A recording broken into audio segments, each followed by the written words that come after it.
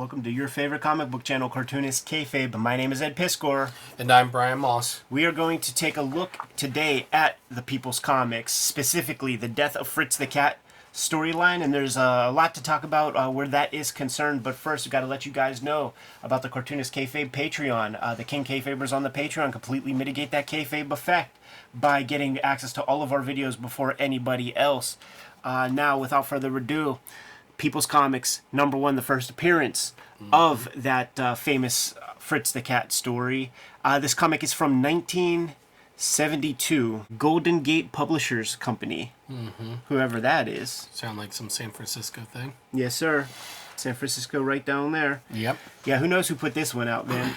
But we're going to go right to the back to check out that Death of Fritz the Cat. Good job, Ed. Comic.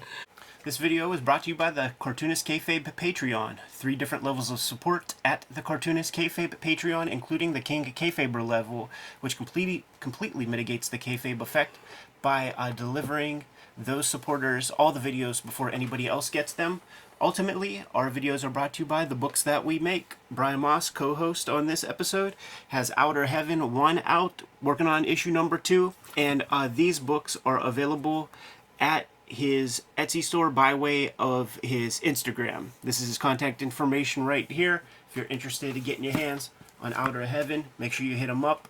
Shouts to everybody who bought the first couple print runs. I think it's now in its 3rd printing. Hip Hop Family Tree Omnibus is coming to you soon, in time for the holidays. Collecting all 4 volumes of Hip Hop Family Tree for the 10-year anniversary. This is going to be a 504-page hardcover book with 140 pages of extras, including a lot of artwork I drew exclusively for this book. The X-Men Grand Design Trilogy is coming to you at the end of the year also. Some volumes of X-Men Grand Design out of print right now. Get the handy dandy collection, you get it all.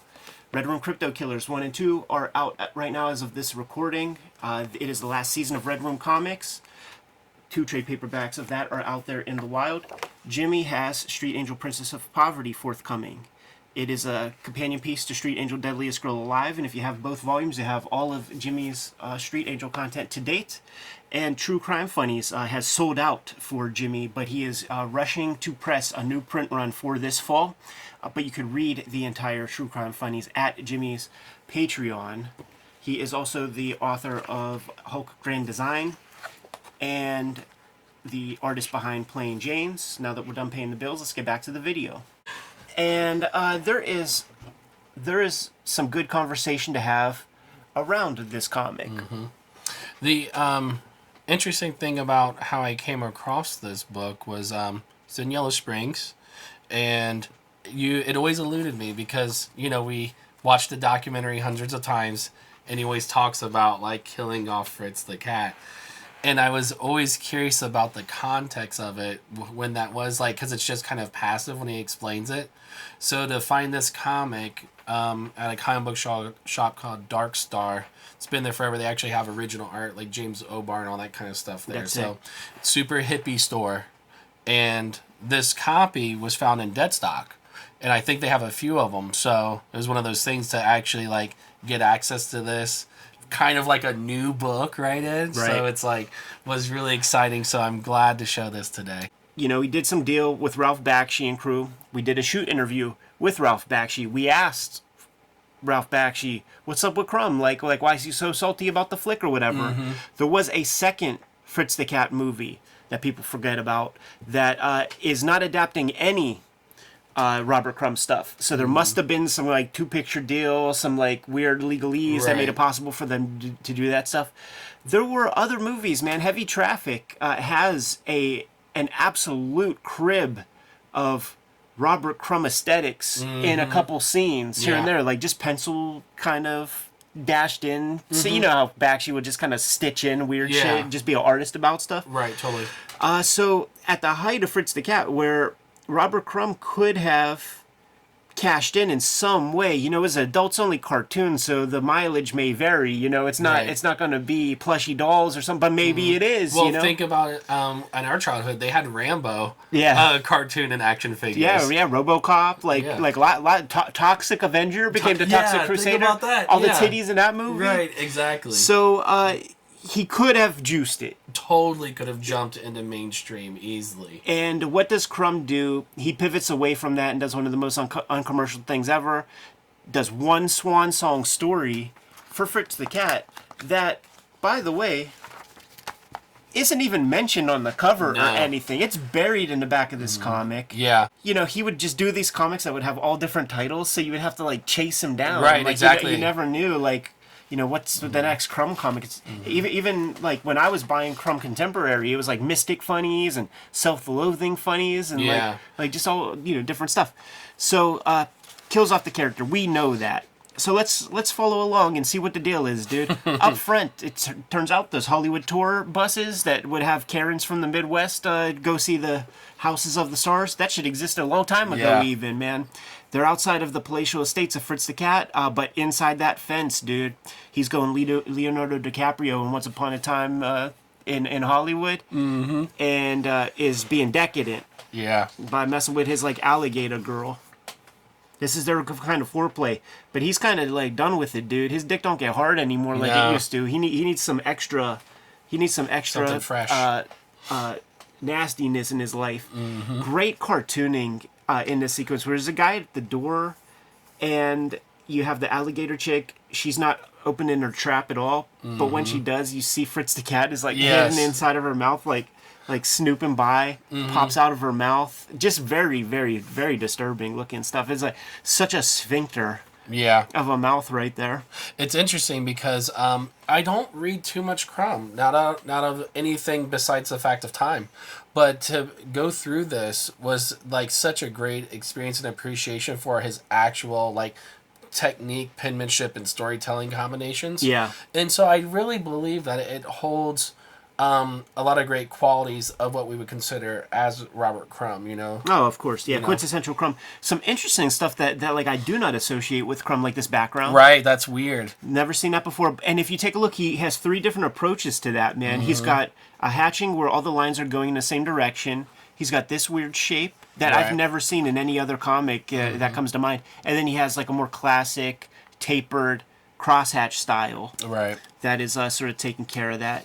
We got a tax guy. At the time, Crumb was dealing with a lot of tax issues. Like, I think he had one of those scenarios, like that Will Smith joint where $10,000 came in, and then he spent $10,000, and then eventually the taxman was like, well, where's our cut? Right, exactly. Yeah, you get a lot of, throughout this whole book, even though we're just showing this specific story, it has a lot of that self-loathing criticism and the idea of like stress of like LA scene and criticizing America in that way. Yeah, these Hollywood goofballs. Yeah, and stuff. because it's like they're bloodsuckers, man, and you can actually like feel him processing a lot of that stuff. And I think that's where it shines. This is we were talking about it yesterday off the record, man, but this is a weird set of panels because Crumb, who has been making comics since he was a little kid, forced by his brother Charles to make these comics, he knows how storytelling flow works. We read left to right,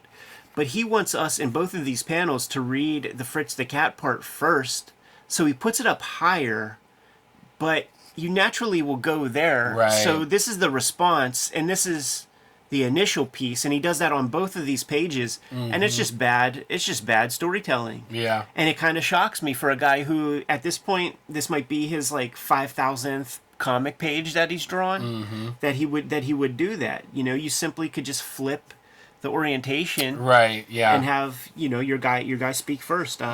Very confusing that he would do that. Yeah. So they're just setting up ways to try to figure out how Fritz can pay his taxes. So Crumb was decadent. He was getting puss. He was spending money. Here he is messing around with his like passed out alligator girlfriend, and for some reason, that's getting him a little horny. Getting a call from like some Hollywood cats, man. Yep. And the one is called Ralph. We can assume that that's Bakshi. You're right, totally. And just a look at these, like, wearing a peace sign, but clearly like a yuppie-ish kind of character before, the yuppie term was coined. And then we have like a real kind of Once Upon a Time in Hollywood scene where you have like the Brad Pitt character like notices the girl on the street and gives her a ride. Right. Except this time, Fritz is not very much like Brad Pitt in that scenario where he starts to, lay it on thick, tell the hippie chick all the shit that she wants to hear, and then pounces, man. Mm-hmm. Pounces on the chick, drops her off on like Sunset Boulevard specifically, because he's got to go show up on Johnny Carson. And it's these panels that are the famous ones, man. Right. And it will be things like the lighting that I would notice. Mm-hmm. Like dark in the back, like clearly being illuminated by these dressing room lights.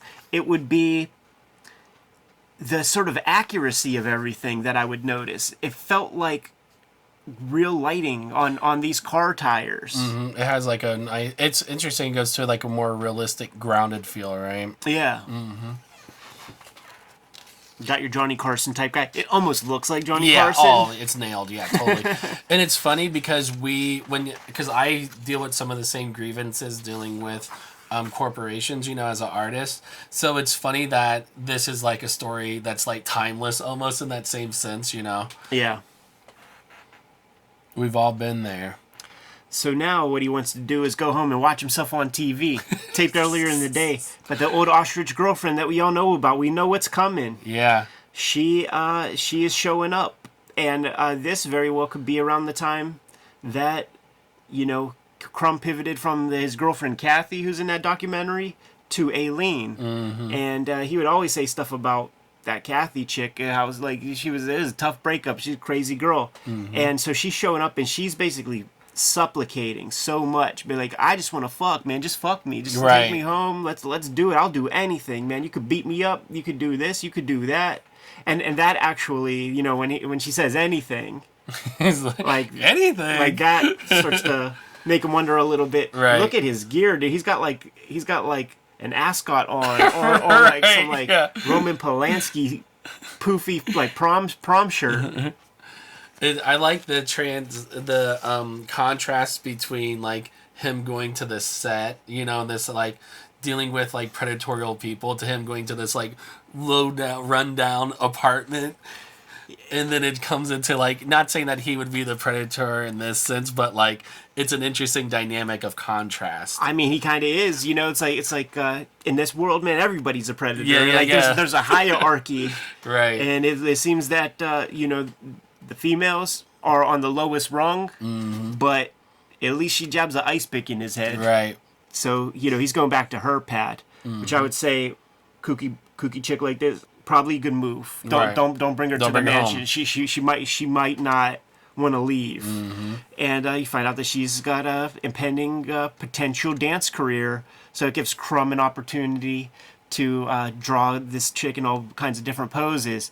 Dude, on that documentary, I watch it hundreds of times myself. Right. There's that part where he's drawing that devil girl, and he says it, man, I got these poses from freeze framing the Fly Girls on In Living Color. Yep. Crazy. Which is wild. That could be like a Jennifer Lopez. Yeah, totally. Yeah. Very disturbing. Mm-hmm. It's a very, very disturbing. Right. We're going inter-animal bestiality there. Right. And Crumb doing some of his little sex fantasy gimmicks of pouncing, bondage, all of that shit. And just in time, he subdued the chick, just in time to still catch a little bit of his show. But she didn't quite get what she needed, man. She's sniffing there, she's sniffing there, she's thinking about everything that's been done and all the stuff that he put her through. That's actually a really great example of his storytelling, because then when she disappears there, you're right. It's like, man, that's like, so the timing is great for that. That was like one of the payoffs for me when reading this. Agreed, man. And what does an ostrich do but stick her head underneath a couch cushion to hide from shame and embarrassment? Yep. Crumb, Freudian. Fritz being pretty disrespectful, gives her a kick in the tail. you're seeing that body in like all these views, you know, like all hard views to draw. There's like tendons and shit on the back of the leg.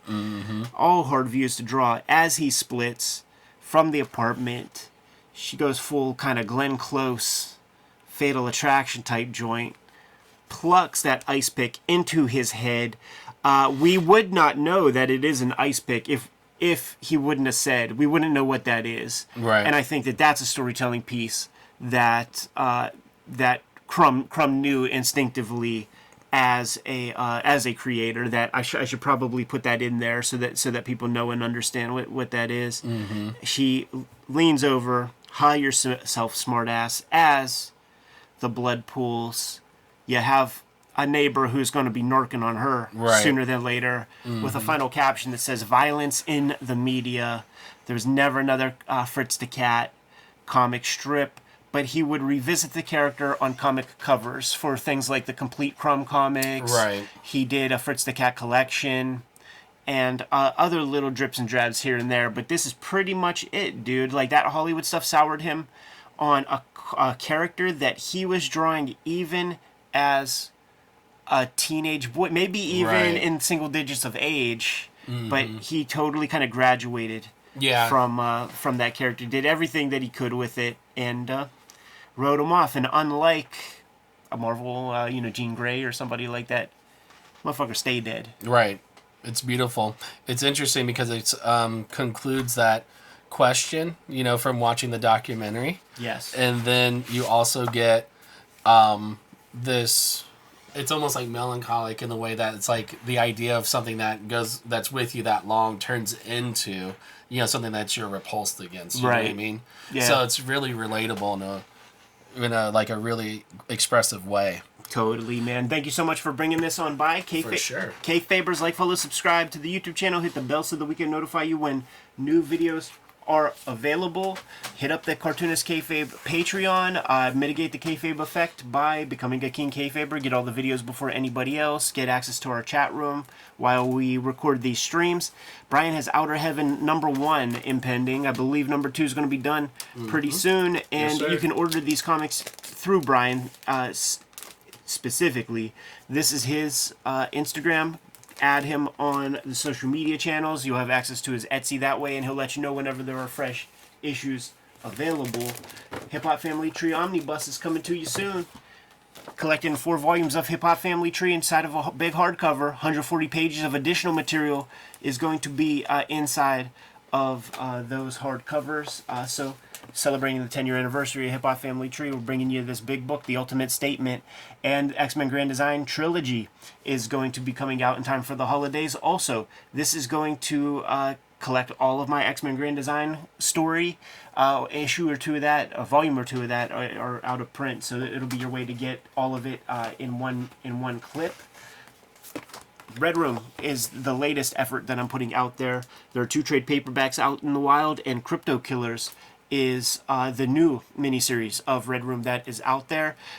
Each issue completely self-contained. Murder on the dark web for fun and profit. Scoop it up, give it a shot. If you like an issue that you scoop up, grab another. Jimmy has True Crime Funnies, currently out of print physically, but you could read it on his Patreon. Hit up the links in the description below to get to Jimmy's Patreon. He's going to be putting out a second printing, and you're going to want to make sure you jump on that quick because that first printing went out in like a weekend. Street Angel, Princess of Poverty, is coming to you at the end of the year. This is going to collect Jimmy's Street Angel comics before he did the Image series of Deadliest Girl Alive. You have both sets. You have all of Jimmy's Street Angel works. We have a merchandise store in the links in the description below. We have newsletter links in the description below. Of course, that Patreon link. All good ways to support the channel. Brian, let the people know the marching orders, and we will get on our way. Read more comics.